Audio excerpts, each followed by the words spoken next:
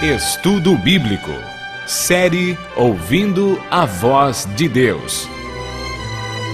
Apresenta estudo número 8, o Milênio. No estudo anterior, aprendemos que Jesus virá nas nuvens, com milhares e milhares de anjos tocando trombetas. A Bíblia diz que ele vem de maneira visível, literal, e que todo olho o verá. Aprendemos que, por ocasião da volta de Jesus, haverá 4 classes de pessoas nesta terra. A primeira é composta pelos justos mortos, que farão parte da primeira ressurreição. A segunda classe é a dos justos vivos, que serão transformados e levados para o céu juntamente com os ressuscitados. A terceira classe é formada pelos ímpios mortos que permanecerão na sepultura. A quarta classe é a dos ímpios vivos, que serão mortos pelo resplendor da glória de Cristo. Hoje vamos aprender um pouco mais sobre o milênio.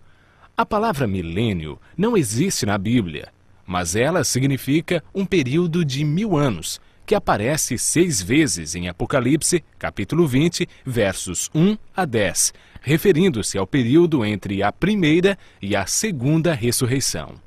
Sabemos que durante esse período, os justos estarão com Cristo no céu. O que eles estarão realizando? Como ficará a terra durante os 1000 anos?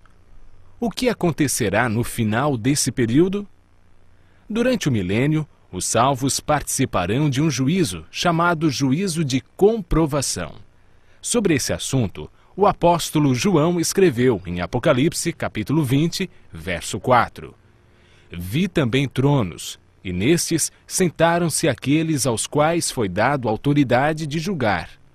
Vi ainda as almas dos decapitados por causa do testemunho de Jesus, bem como por causa da palavra de Deus, tantos quantos não adoraram a besta, nem tampouco a sua imagem, e não receberam a marca na fronte e na mão, e viveram e reinaram com Cristo durante 1000 anos. E o apóstolo Paulo, em 1 aos Coríntios, capítulo 6, versos 2 e 3, afirma: Ou não sabeis que os santos hão de julgar o mundo? Ora, se o mundo deverá ser julgado por vós, sois acaso indignos de julgar as coisas mínimas? Não sabeis que havemos de julgar os próprios anjos? Quanto mais as coisas desta vida. Esse julgamento que ocorre durante o milênio não decide quem está salvo ou perdido. Essa decisão é tomada por Deus em resposta à aceitação ou rejeição de sua graça antes da segunda vinda. Todos aqueles que não participaram da primeira ressurreição ou não foram transformados, estarão perdidos. Esse julgamento no qual os santos participam tem o propósito de responder a qualquer questão que os justos possam ter sobre a razão pela qual os ímpios se perderam, confirmando o veredito de Deus sobre eles. Enquanto isto ocorre no céu, qual é o cenário aqui na terra? O profeta Jeremias, no capítulo 4, verso 23 a 26, e capítulo 25, verso 33, responde a esta pergunta: Olhei para a terra, e ei-la sem forma e vazia, para os céus, e não tinham luz. Olhei para os montes, e eis que tremiam, e todos os outeiros estremeciam. Olhei, e eis que não havia homem nenhum, e todas as aves dos céus haviam fugido. Olhei ainda, e eis que a terra fértil era um deserto, e todas as suas cidades estavam derribadas diante do Senhor, diante do furor de sua ira. Os que o Senhor entregar à morte naquele dia se estenderão de uma outra extremidade da terra. Não serão pranteados, nem recolhidos, nem sepultados. Serão como esterco sobre a face da terra. O milênio é o período em que cumpre essa profecia, quando a terra ficará sem forma e vazia, como um deserto, como um abismo. Não haverá pessoas vivas. As cidades ficarão todas derribadas e destruídas diante da vinda de Cristo. A terra ficará cheia de mortos, sem haver quem os sepulte. Estas circunstâncias são a cadeia que prende Satanás a esta terra, contemplando o resultado de sua obra de morte e destruição, conforme descrito por João em Apocalipse capítulo 20, versos 1 a 3. Então vi descer do céu um anjo, tinha na mão a chave do abismo e uma grande corrente. Ele segurou o dragão, a antiga serpente, que é o diabo, Satanás, e o prendeu por 1000 anos. Lançou-o no abismo, fechou-o e pôs selo sobre ele, para que não mais enganasse as nações, até se completarem os 1000 anos. Depois disto, é necessário que ele seja solto pouco tempo. Após os 1000 anos, ocorre a segunda ressurreição, a ressurreição dos ímpios.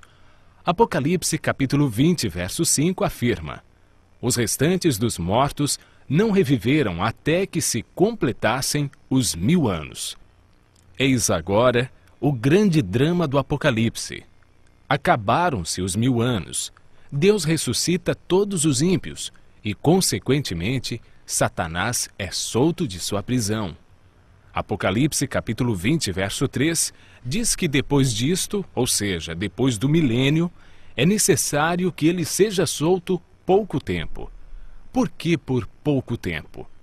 Porque Satanás realizará a sua última obra de engano na terra, preparando um grande exército tão numeroso que a Bíblia diz que será como a areia do mar para atacar a cidade santa, a Nova Jerusalém, que João viu descer do céu. Esse maravilhoso acontecimento é descrito por João em Apocalipse capítulo 21, verso 2. Vi também a cidade santa, a Nova Jerusalém, que descia do céu da parte de Deus, ataviada como noiva adornada para o seu esposo. Enquanto isso, Satanás reúne o seu grande exército. Ele tem milhões de pessoas que foram ressuscitadas na segunda ressurreição. Apocalipse, capítulo 20, verso 9, diz que marcharam então pela superfície da terra e sitiaram o acampamento dos santos e a cidade querida. Desceu, porém, fogo dos céus e os consumiu. O fogo que destruirá Satanás e os ímpios purificará a terra da poluição do pecado. Deus banirá para sempre a tristeza, a dor e a morte. Os justos, então, receberão a nova terra. Hoje aprendemos que o milênio é o reinado de 1000 anos de Cristo com os seus santos no céu, entre a primeira e a segunda ressurreição. Durante esse tempo, serão julgados os ímpios mortos. A terra estará completamente desolada, sem habitantes humanos com vida, mas ocupada por Satanás e seus anjos. No fim desse período, Cristo, com seus santos e a cidade santa, descerão do céu à terra. Os ímpios mortos serão então ressuscitados e com Satanás e seus anjos cercarão a cidade. Mas fogo de Deus os consumirá e purificará a terra.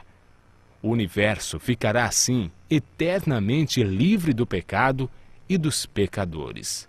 Continue ouvindo a voz de Deus e se preparando para um novo céu e uma nova terra.